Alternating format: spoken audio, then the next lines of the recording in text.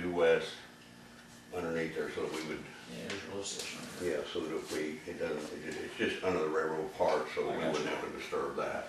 We tap in, slide in on either side. Well, that was the But original. that was before we started talking about Exactly.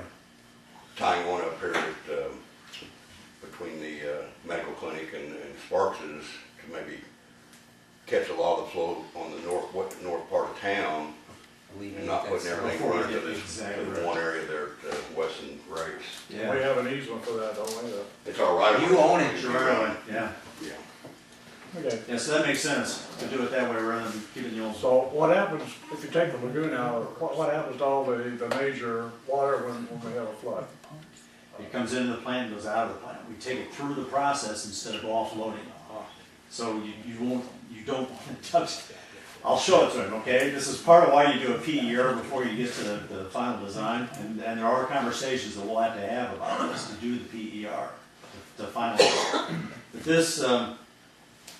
this thing, rather than offloading during high flow, we'll just take it through the plant, and because the clarifiers are there, we'll set those up to run in series or parallel.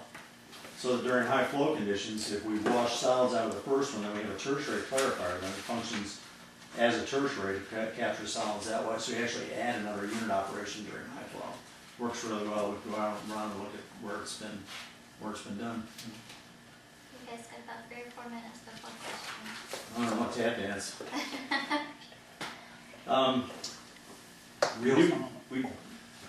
We do need to talk about the big picture at some point. We thought we would have some planning sessions just to talk about where you want to go with the community. You know, we did go drive some areas on the east side that should be annexed probably and included. But going west, how we handle the school, how we handle Lions, we need to get your attorney involved and make sure that this is all done for the future. You know, in 10 years, none of us will be here. Probably none of us will be here. There are some younger folks here, but I won't be here. And we need to make sure the framework for the next group is correct, so that they're not redoing this stuff. I just don't redo it again. So that's what we need to do. Real quickly, as I stated earlier, this is the SRF process that's in the booklet that was given to you. You see, what we're trying to do is get you this item 4 to number 4 on that process, and we have to get you there to coincide with her grant application. It's really important to continue to move forward at this point, and that's what we were trying to get you. So in the previous page to that, there's a little piece here that I think is really important. Money doesn't grow on trees. You had been working down a path on a $4.5 million potential project prior to this. And we thought that was just dead wrong. And that's why Jim and Stu and Tom and everybody back at the office came up with the alternative we did with your plan, because we really can't afford the alternative. We really can't. Because if you look at the mathematical difference in terms of going through the same grant and loan financing, the difference between borrowing, if you take the $500,000 grant off and you're borrowing $4.057 million versus 2.5 under our plan, the ramifications to user rates to the citizens of this community is quite substantial. The rate increase you would have needed to pay for that was about $31 according to the Umball report versus under 20 for ours. So the bottom line is we empathize with your situation just like we would with our own. Money doesn't grow on trees, and we try to help people live within their means. At $31 a month, that rate increase just wasn't the answer. So That's important.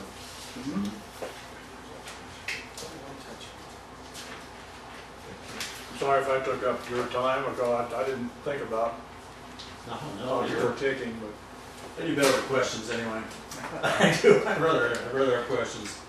Well, because that's how normally we work when Jim was talking about planning sessions, is it's bouncing off ideas off of one another, operating personnel, you as a council. so you built this plant before, this type of plant. We've done this all over the state. And it's not, when we're talking about where we're at, as far as Lou discussed on the rates and what our price tag is, that's not we're not compromising your project. No. Okay?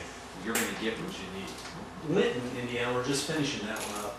basically the same thing. It's a slightly different type of project. They have oxidation ditches up there. But we increased the plant flow from 1.3 MGD to 2.15 by adding this same clarifier configuration up there. We got, IDEM's approved, we're online, it's working beautifully. That kind of half answers my question, is how much capacity would we increase to where we're at right now?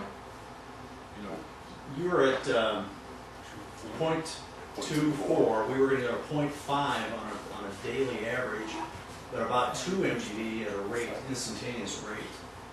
About 4 times the design average for instantaneous rate.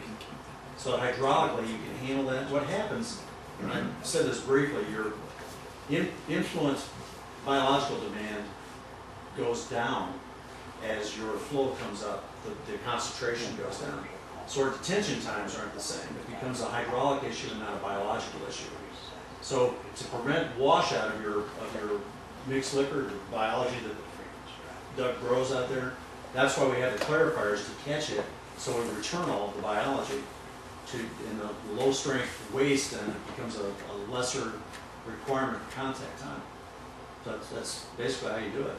So you're basically decanting right now, putting the active biology back in. Running it back through. Yeah. A couple of the questions I had was probably a little less technical and a little bit more on the other side. Where you're located in relationship to down here geographically, I'm sure you guys have picked up on the fact that we like to develop the true partnership. And if you're awarded this project, obviously there's next steps. This isn't going to be a push-pull, click-click type situation. Do you guys have a strategy for continuous improvement or continuous contact with us? We tend to be really dependent upon expertise. Well, no offense, but every community is, and that's really the way we like it. We like the dialogue, we like the communication.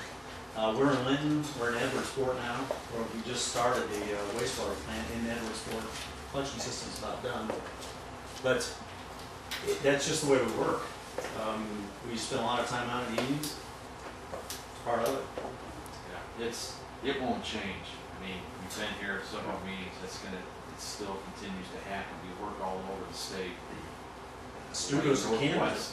Well, as you know, you've helped us with some other issues, and we're vitally interested in those as well as this, so. But You know, distance, some of our distance goals won't and be a problem. our problems, so we want to take it parallel with a company that we can Absolutely. do business with, and but I can tell you that your suggestions were really right on and very well thought through when you helped us with some ideas on what we could do. So speaks well for your company. Thank you. But that's really one of the things we do. We function as city engineers in several communities, and so we don't just touch on the wastewater part of this. We deal with ordinances and rates and zoning and properties, and stormwater is got to be the big issue in a lot of communities.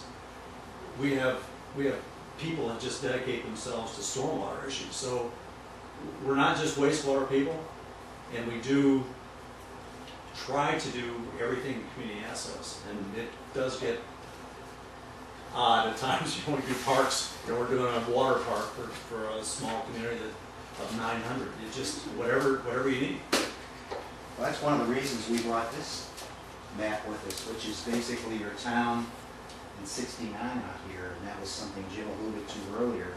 Those are some of the big picture issues that we wanted to talk about, although we're running out of time. Yeah. You know, time just went so fast, but those are some of the things we like to sit down and work with the community, find out what your bigger picture visions are for your community. But we work with a lot of communities that have had some proximity to a major highway, whether it be new or existing, and we've always advocated trying to get there because that's generally where you're going to see some growth occur. Whether you control it or somebody else does, that is key.